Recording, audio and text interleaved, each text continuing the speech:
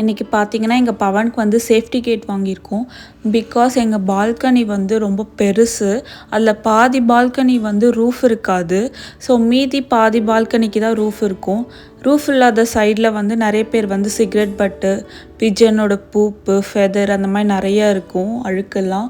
அவன் போயிட்டு அதில் வாய் வச்சிடுறான். அதனால் வந்து அவனுக்கு எதுவும் ஆகிடக்கூடாதுன்றதுக்காக சரி ஒரு சேஃப்டிக்கு கேட் மாதிரி போட்டுருவோம். ஸோ அந்த சைட் போக மாட்டான்றதுக்காக எது வரைக்கும் ரூஃப் இருக்கோ அது வரைக்கும் நாங்கள் கேட் போடலான்னு சொல்லிட்டு இந்த கேட் வாங்கியிருக்கோம்.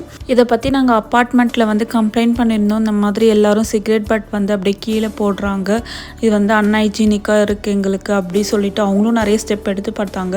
ஆனாலும் யாரும் சொல்கிற பேச்சு கேட்குற மாதிரி இல்லை. சரி நாங்களும் கம்ப்ளைண்ட் பண்ணி அழுத்து போயிட்டு அதுக்கப்புறம் சரி நம்மளே வந்து நம்ம ப்ரொடெக்ட் பண்ணிக்கலாம் அப்படின்ட்டு தான் நாங்கள் வெளியில் போகிறது ஸ்டாப் பண்ணிட்டோம்.